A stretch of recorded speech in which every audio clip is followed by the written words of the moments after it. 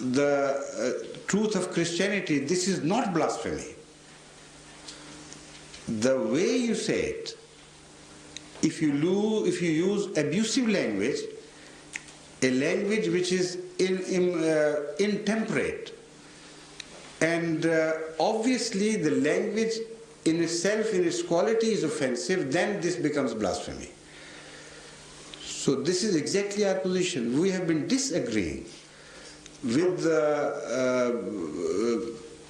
doctrines of Christianity. Of course, we don't. Every religion has that right, and every religion disagrees with the doctrines. But they behave sensibly and in a civilized manner. For instance, I have been pointing out to such questioners who have put me in the same position as the questioner put to the lady, that all right, consider your position vis-a-vis the Jews. The Jews believe that Jesus Christ was not a legitimate child, and you know it. And their holding to this position is not blasphemy, not considered blasphemy by you.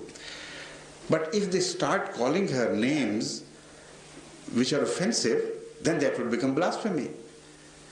So they don't believe that Mary was chaste. Of course, everybody knows it. They don't believe that a miracle happened, and they know the birth must have been a result of human conjugation.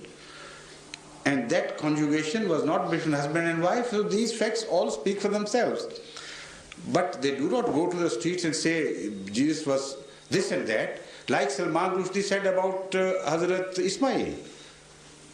You know, speaking of a great prophet, he was not even a Muslim prophet, and much before that, son of Abraham.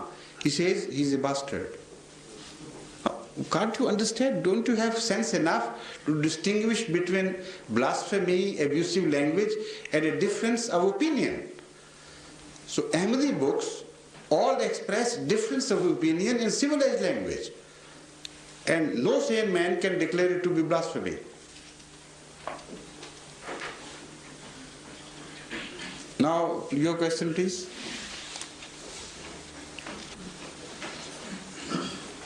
Assalamu alaikum. Wa alaikum rahmatullah. Recently, excuse me, I want to add a little, a short observation. Yeah.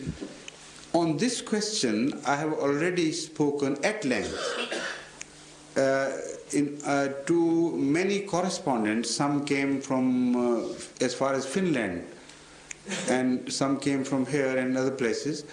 And all these cassettes are understood to have been distributed to the whole Jamaat. Now that shows me the weakness of the system. If enough, if measures were taken already to let all Ahmadis know that this is what we have already in our hand, then such mistakes would not have been committed.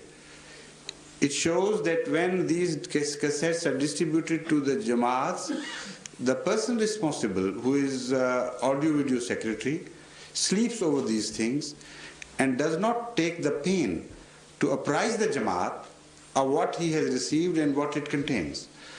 So that exercise becomes futile and meaningless. We distribute at a big cost. Quite a few people, day and night, are working voluntarily on this system. So the Jamaats, and here you are the representatives of Jamaats of England, must take this, must approach this problem more seriously and meaningfully. Whenever you receive a cassette from the center, it is the responsibility of the officer in charge to let all the Jamaat know what he has received, so that if from then on they stand in need of such a thing, they can have access to that cassette. Now, please, you can ask the second question, or the first question. So recently there appeared in a Urdu press a letter, a copy of the letter, which the newspaper said was supposed to be written by Hazrat Muhammad sallallahu alaihi wasallam. I understand. To whom?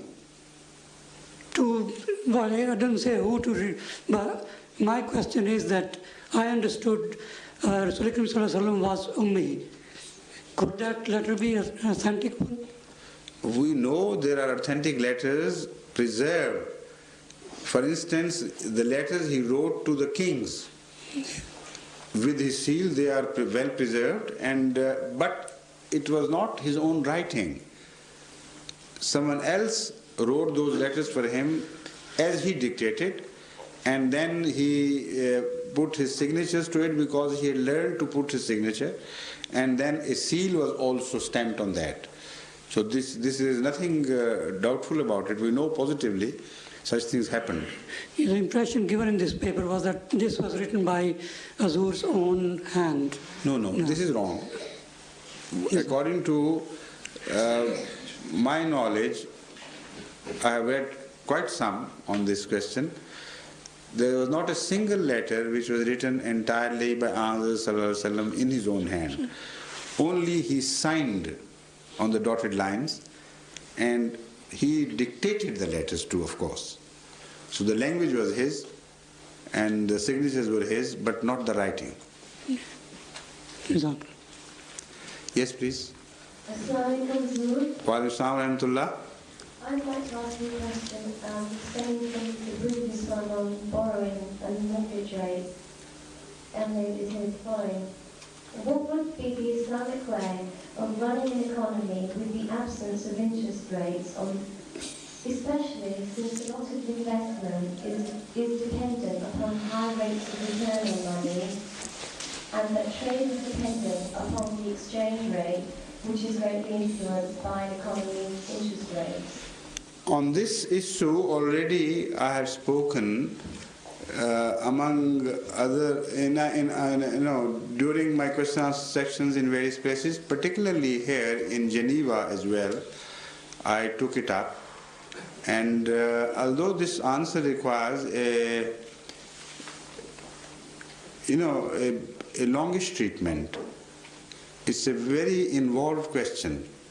It has to be explained fully from all angles, discussing the philosophy of Islamic system of economy, how it applies, how such a system can run in an overall system of the world which is un-Islamic financially, and so on and so forth. All these questions have to be answered in detail, which I have been able to answer partially during various addresses and question answer sessions.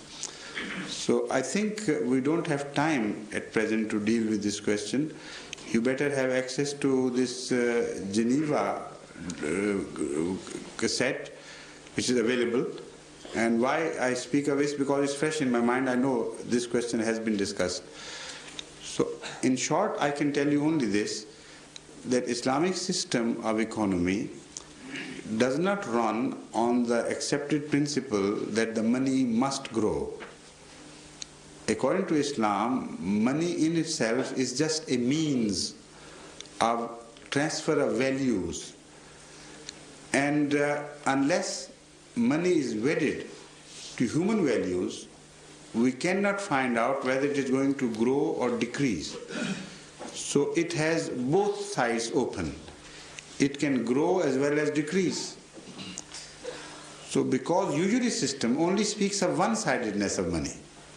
It must grow, so you must pay for what money you borrow. So this is a top heavy system which is not equitable to society as a whole. This question has been discussed by me in detail, and this I learned from a small to short tradition of Ahmad, which is so simple but is so potent with deep wisdom.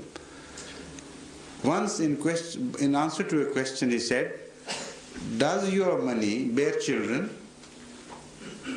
Is it productive in itself? You put money somewhere in a locket, in a casket, and when you reach it later on, would you find it having grown, having multiplied? The answer was no. So he said, just money itself doesn't mean anything. When it is wedded to human values, then it can either grow or decrease.